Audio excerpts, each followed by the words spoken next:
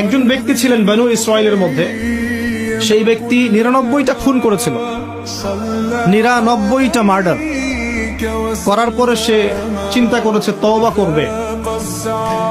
তার তওবা আছে কিনা এটা জিজ্ঞেস করার জন্য তিনি অনেক মানুষের কাছে ঘুরেছেন।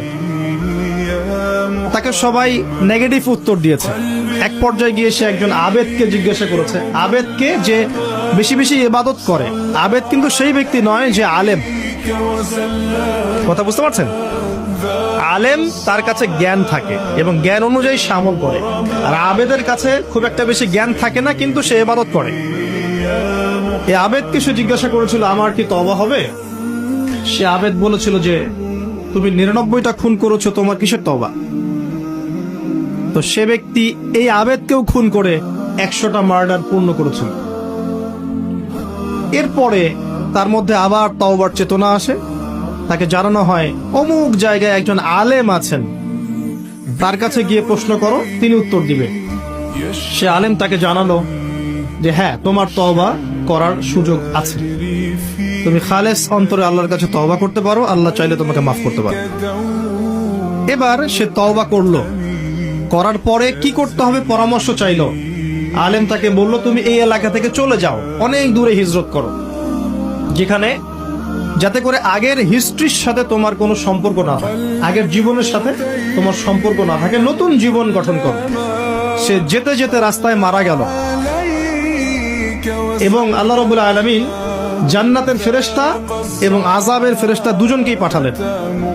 এই দুজন ফেরেশতা তারা তার আত্মাকে নিয়ে ঝগড়ায় লিপ্ত হলো, কে তার রূহটা কবজ করবে, কে তার রূহটা নিয়ে যাবে। আপনারা জানেন যদি রূহটা নিয়ে যায় আযাবের ফেরেশতা, তার মানে কি? তার ফয়সালা কি? জাহান্নাম। জান্নাতের ফেরেশতা নিয়ে গেলে ফয়সালা জান্নাত ইনশাআল্লাহ। তো আল্লাহ রাব্বুল আলামিন এখানে একটা কৌশল করলেন। আল্লাহ পাক রাস্তাটাকে লম্বা করে দিলেন। সে তওবার জন্য যতটুকু এসেছিল এই রাস্তাটাকে আল্লাহ পাক লম্বা করে দিলেন ওই রাস্তার চেয়ে, যে রাস্তাটা থেকে সে যাচ্ছিল। আল্লাহ পাক কৌশল করে তাকে মাফ করে দিলেন।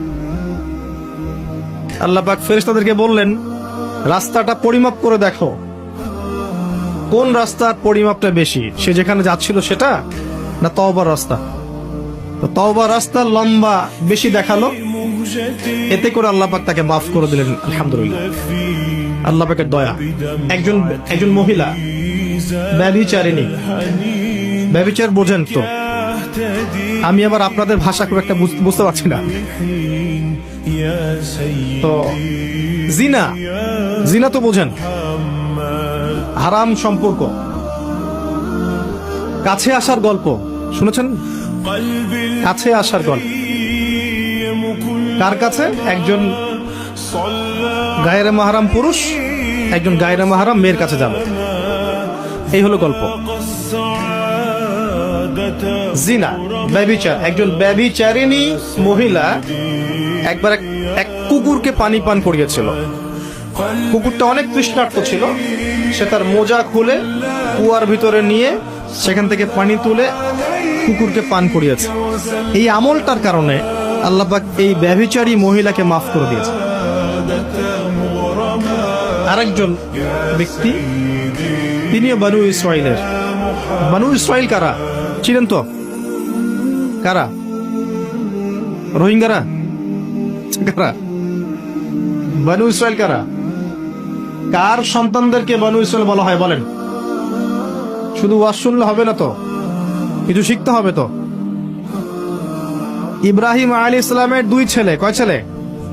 একজনের নাম হচ্ছে ইসমাঈল আলাইহিস সালাম, একজনের নাম হচ্ছে ইয়াকুব আলাইহিস সালাম, সরি ইসহাক আলাইহিস সালাম। ঠিক বলেছেন, মাঝে মাঝে এভাবে বলতে হয় যাতে আপনি সঠিক বলছেন না ভুল বলছেন বোঝা যায়। একজনের নাম কি? ইসমাঈল, আরেকজনের নাম ইসহাক। ইসহাক আলাইহিস সালামের ছেলের নাম হচ্ছে ইয়াকুব আলাইহিস সালাম। কথা বুঝতে পারছেন? আর ইয়াকুব আলাইহিস সালামের বংশধরদেরকে বলা হয় বনু ইসরাইল। এবার মনে থাকবে ইনশাআল্লাহ।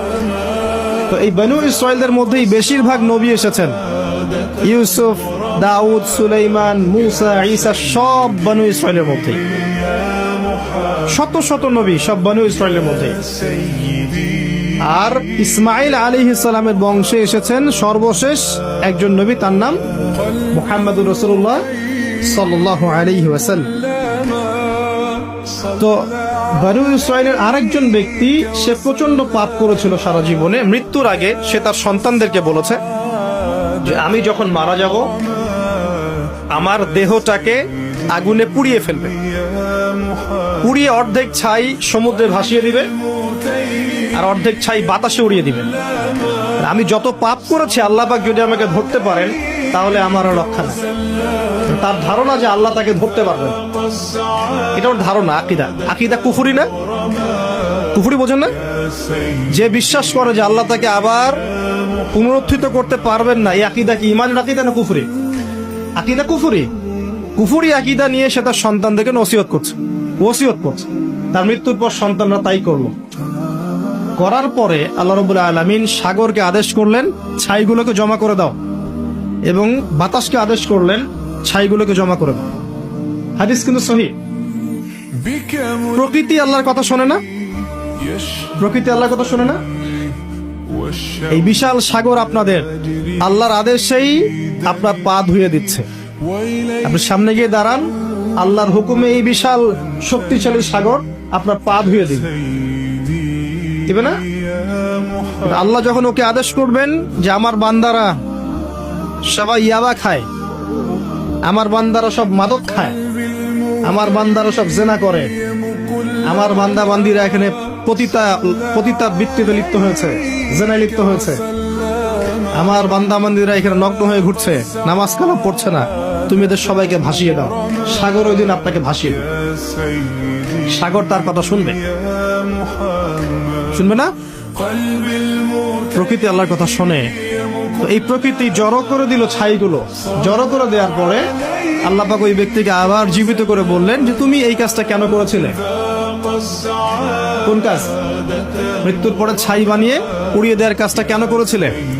তখন সেই ব্যক্তি বলছে মিন খাশিয়াতিকা ইয়া রাব্বি, হে আল্লাহ আমি আপনার ভয়ে এই কাজটা করেছি। আল্লাহ পাককে সে আরো একটা সেন্টেন্স বলেছে। আল্লাহ পাক এটা হাদিসের মধ্যে নিয়ে এসেছেন। তিনি বলেছেন আমি আপনার ভয়ে করেছি কি করি নাই, হে আল্লাহ আপনি তো সেটা ভালো করেই জানেন। কথা বুঝতে পারছেন? তো আল্লাহ পাক বললেন ঠিক আছে আমি তোমাকে মাফ করে দিলাম। এখানে কিন্তু পাপ করার অ্যাক্সেস দেওয়া হচ্ছে না, আপনাকে পাপ করতে উৎসাহিত করা হচ্ছে। আল্লাহ পাকের দয়া রহমত আমি বুঝাতে গিয়ে এই কয়েকটা হাদিস আপনাকে বললাম। 100 ভাগ দয়া আল্লাহর কাছে আছে, 1 ভাগ তিনি ছড়িয়ে দিয়েছেন আমাদের সবার মধ্যে। কত মহব্বত করি আমরা আমাদের সন্তানকে, তাই না? স্ত্রীদেরকে, আমাদের মাদেরকে, আমাদের বাবাদেরকে, আমাদের দেশকে, আমাদের সমাজকে, আত্মীয়দেরকে, প্রতিবেশীদেরকে মহব্বত করি না, ভালোবাসি না? এই ভালোবাসা 1 ভাগ ভালোবাসার অংশ, বাকি সমস্ত ভালোবাসা আল্লাহর কাছে।